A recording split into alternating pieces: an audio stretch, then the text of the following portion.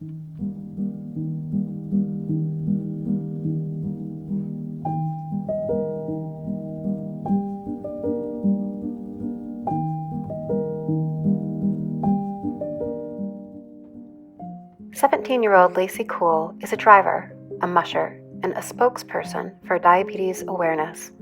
She's been racing since 2014. She races in honor of Rocco, her baby brother, who lost his life to DKA, Diabetic Ketoacidosis. She races to raise awareness. Thank you so much, Lacy Kuehl, for joining us here today on AwareNow to share this space, share this time, and to share your story. Thank you so much. Well, thank you for having me. It's really appreciated, Allie. Absolutely. So let's begin this conversation with your brother. Losing your baby brother, Rocco, to DKA, Diabetic Ketoacidosis, must have been incredibly difficult, to say the very least. Could you share some memories or moments that you hold dear, and how his passing influenced your mission to raise awareness for DKA? So really, whenever my little brother went into diabetic ketoacidosis, I was only about 3.5, 4 years old. So I do not really have a lot of memories about that. I know my mom and dad obviously do, but for me, all I see is like pictures and videos. So it's kind of hard not really knowing. Sorry. No, but I mean, I see pictures on the walls. Sorry. It's okay. It's okay. This is real. This is raw. This is us. And take your time. That question normally never gets me. But yeah, I don't really have that many memories per se. But it is really hard on my family, especially, me not knowing. So that really drives me as well. Because I really wish I had a little brother, Yeah, absolutely. I can see how it does drive you to drive, because Yeah. it is, when people do experience a profound loss, some will go into depression.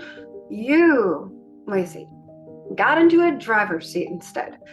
Can you tell us more about your journey as a driver? How did you get into driving and using it to raise awareness for DKA? So what happened was my family, after my little brother passed away from diabetic ketoacidosis, we went to a JDRF event, and there was a diabetic race car driver there, and it was with Team Venerini. It was a diabetic race car driver, and my family was invited to go to Daytona. Unfortunately, I wasn't able to go. My mom wasn't able to because we had work and I had school. But my dad ended up going, and he got super hooked on racing, and he got the full experience and seeing everything. So we ended up going to our local racetrack, which was the Soto Speedway, which is now the Freedom Factory. And we went there 5 weekends in a row. And on the 6th weekend, I was like, Dad, I really want to go to the racetrack. So we went, and he's been trying to buy a street stock, but we met a female race car driver who was selling a different type of car, and she was also selling go-karts. So I was like, well, Dad, I want to race. So then we ended up buying go-karts, and now here we are.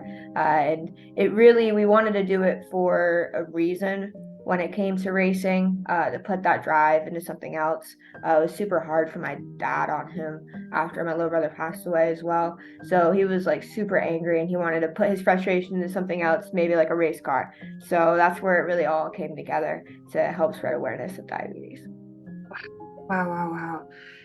Such an incredible story that you were inspired so young, you were driven so young. So for you to raise awareness driving cars wasn't enough, apparently, because you got into driving dog sleds.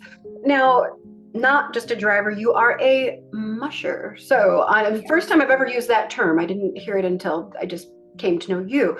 On February 25th, 2023, your mushing journey began with Team Pettit racing in Alaska for the Junior Iditarod. First of all, how in the world did this happen, and do you love it? Yes, I love it. I love dogs. I have a passion for dogs. I've always loved dogs. But it all came together when I went to Alaska Raceway Park in 2022. I ended up going there in the month of August, which is super rainy there, and we were just trying to get a race in, and both of our races we were there for, we extended our trip. We got rained out. So one of the racing competitors, Nicholas Petit, he is Iditarod musher, so he runs the 1,000-mile dog sled race. He invited everybody, all the racers, to go out to his kennel to go see the dogs, meet them, and go dryland mushing. And we're like, me and my dad were confused. We had no idea what mushing was. We didn't know what to do. We were like, what do we gotta wear? What do we need? Because we didn't even know you could go mushing without snow. So we went to the kennel and everyone went to dinner afterwards after going mushing, and it was such a cool experience. And he ended up asking me at dinner, me and this one other girl, if we wanted to run the junior Iditarod. I thought Nick was crazy. I've never seen snow before, being from Florida. I had no idea what he was trying to get me into. And I ended up spending a couple of days at the kennel since we had some extra days on our trip. And I grew fond of the dogs, mushing, and everything about it. So I ended up saying yes before I left, having no clue what I was getting myself into, really, still. But I just knew I was going to do it. I was going to work hard and persevere and do whatever it took. Wow, that's an incredible start to this part of your journey.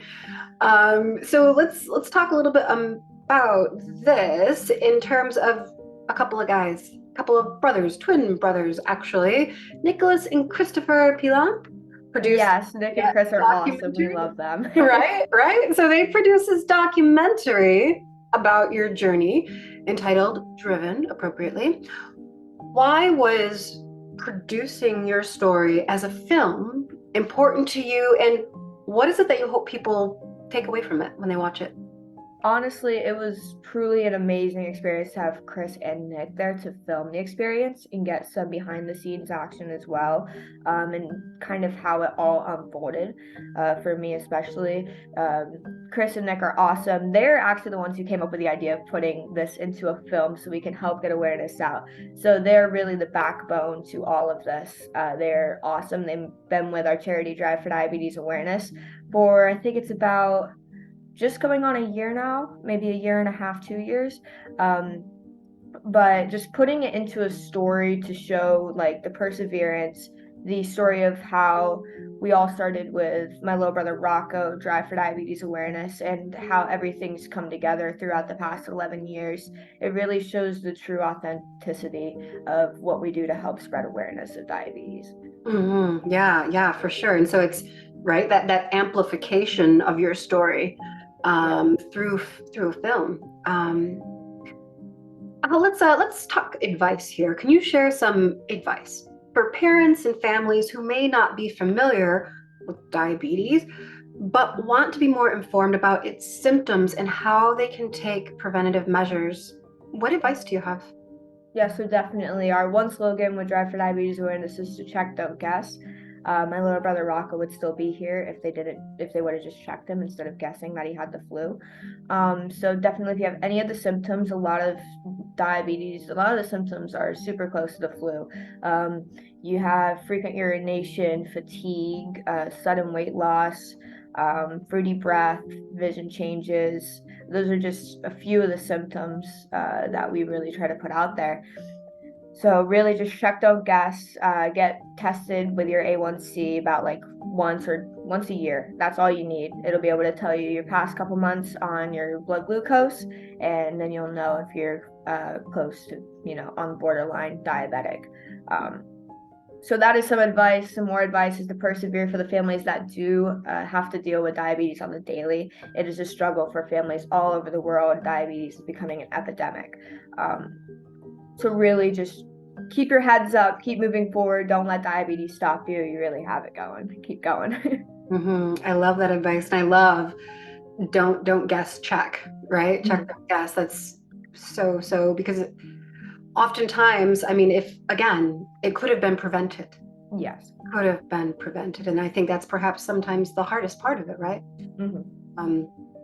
So looking ahead, first of all, thank you for bringing us up to speed to here. And so now looking ahead, let's see, what are your future goals and aspirations in terms of your role as a driver, now as a musher, as a spokesperson for diabetes awareness.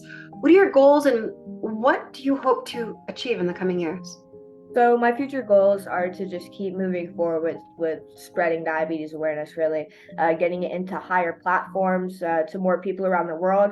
This is my first time actually coming to the West Coast, so we're finally moving a little bit more. I've normally been on the East Coast and like Alaska, and we're finally trying to get it out there more. And it's been truly amazing for me to have all these opportunities to do that. It wouldn't be possible without the charity.